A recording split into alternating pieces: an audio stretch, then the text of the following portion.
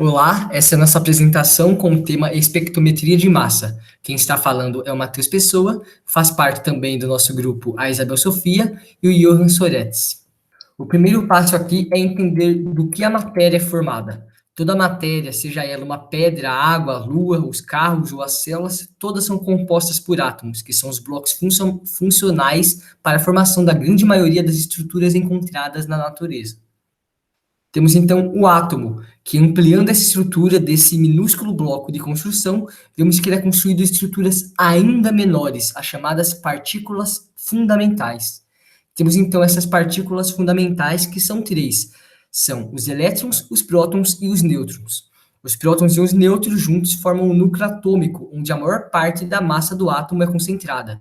Já os elétrons são as partículas que orbitam o núcleo. Essas partículas fundamentais ainda são classificadas de acordo com sua carga, podendo ser neutra, positiva ou negativa. O elétron possui carga negativa e possui uma massa quase desprezível, de tão pequena que ela é. Os nêutrons não possuem carga e os prótons que têm carga positiva. Além disso, o número de prótons num átomo representa o número atômico, e com esse valor é possível distinguir os elementos químicos. A massa do átomo, o número de massa, é representada pelo somatório das massas dos prótons e dos nêutrons, ou seja, da massa do núcleo. Além do número de massa, o átomo tem a chamada massa atômica, que é uma média das massas de todos os átomos de um mesmo elemento químico encontrados na natureza. Mas por que existe uma média ponderada para se saber a massa atômica? Os átomos de um mesmo elemento químico não deveriam ter a mesma massa? Bem, na natureza podem existir átomos de um mesmo elemento químico, mesmo número atômico, mas com quantidade de nêutrons diferentes. São chamados isótopos, ou seja, são os átomos que têm o mesmo número de prótons e elétrons, mas diferentes números de nêutrons. Cada isótopo de um elemento químico tem uma abundância relativa na natureza, e a massa atômica média de um elemento é uma média ponderada calculada multiplicando as abundâncias relativas dos isótopos do elemento por suas massas atômicas, e em seguida somando o resultado desses produtos. Essa abundância foi calculada primeiramente utilizando um aparelho chamado espectrômetro de massas. Como sabemos a abundância de cada isótopo de um dado elemento químico? Bem, é feito isso com o espectrômetro de massas, que a partir de uma análise consegue calcular a porcentagem de abundância de cada isótopo de um dado elemento químico. Tá, então o que é a espectrometria de massas? A espectrometria de massas é uma técnica que permite identificar moléculas presentes em uma amostra a partir da razão entre a sua massa atômica ou molecular e carga. Atualmente, a espectrometria é utilizada em diversas áreas como química analítica, para resolução de problemas bioquímicos como proteoma, metaboloma, descoberta de drogas e metabolismo. Outras aplicações analíticas são rotineiramente aplicadas no controle da poluição, controle de alimentos, ciência forense, produtos naturais ou monitoramento de processos. Já na física, as aplicações incluem física atômica, física de reação, cinética de reação, geocronologia, análise química inorgânica, reações íon-molécula, determinação de parâmetros termodinâmicos e muitos outros.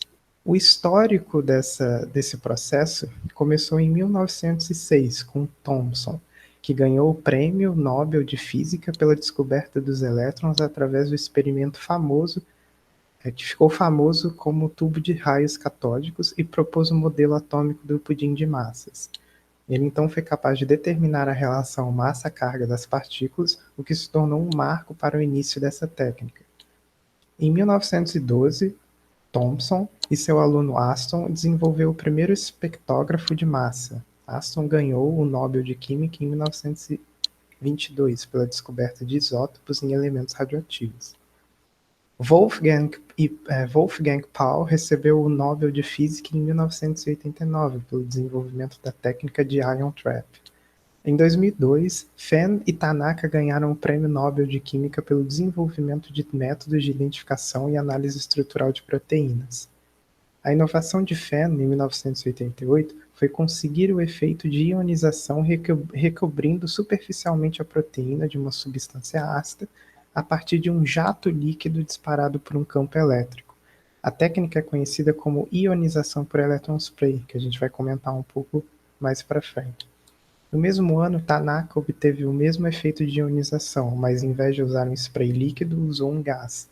E para dispará-lo, em vez de um campo elétrico, usou a energia de um laser. Também a gente vai falar um pouquinho mais para frente. Então, como um espectrômetro de massa funciona? De modo geral, essa técnica acontece em 6 etapas. A primeira é a introdução da amostra no espectrômetro e pode estar na fase sólida, líquida ou gasosa.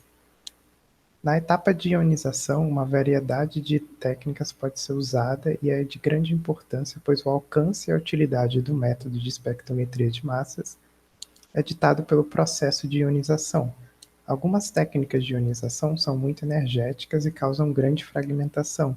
Outras técnicas são mais suaves e produzem apenas íon de espécies moleculares, o que acaba sendo muito importante para a biologia. Alguns exemplos de ionização: ionização por elétrons, ionização química, por bombardeamento atômico rápido, ionização química a pressão atmosférica, ionização por elétrons e electron spray, e matriz de desorção a laser assistida por ionização, a MALD. Na etapa 3, uma vez que os íons da fase gasosa foram produzidos, eles precisam ser separados de acordo com suas massas, que devem ser determinadas. A propriedade física dos íons, que é medida por um analisador de massa, é a razão massa-carga. Como há uma grande variedade de fontes, vários tipos de analisadores de massas foram desenvolvidos. Todos os analisadores de massas usam eletricidade estática ou dinâmica e campos magnéticos que podem ser isolados ou combinados. Os íons passam pelo analisador de massa e são então detectados e transformados em um sinal utilizável por um detector. Os detectores são capazes de gerar, a partir dos íons incidentes, uma corrente elétrica proporcional à sua abundância. Na análise de dados, o computador dedicado à espectrometria de massas registra os dados fornecidos pelo espectrômetro de massa e os converte em valores de massa e intensidade de pico, ou em corrente iônica total, temperatura, valores de potencial de aceleração e assim por diante. Por fim, então, as massas são colocadas num gráfico ou em uma tabela de acordo com a sua abundância relativa. E aqui a gente tem, então, os tipos de ionização. Na ionização por electron spray é formado um spray eletrostático da solução, que é chamado de analito, e é bombeado a um fluxo de alguns microlitros por minuto em um capilar metálico, sobre um campo eletrostático. O capilar está posicionado a cerca de 1 a 3 centímetros de um contraeletrodo, que conduz através de um orifício ao sistema de amostragem do espectrômetro de massas. O alto campo elétrico na ponta do capilar gera um acúmulo de cargas na superfície do líquido por migração eletroforética, produzindo uma deformação na gota e que recebe o nome de cone de Taylor. À medida que o solvente evapora com auxílio de gases nebulizante e secante, tubo heater, há um aumento da densidade de cargas da gota, e no momento em que essa densidade de cargas é capaz de vencer a tensão superficial do líquido, há um colapso e fissão da gota ascendente, formando gotas menores descendentes. As gotas descendentes sofrem o mesmo processo de dessolvatação da gota ascendente, formando assim novas gotículas cada vez menores, com menor massa, porém com maior densidade de cargas que as gotas ascendentes.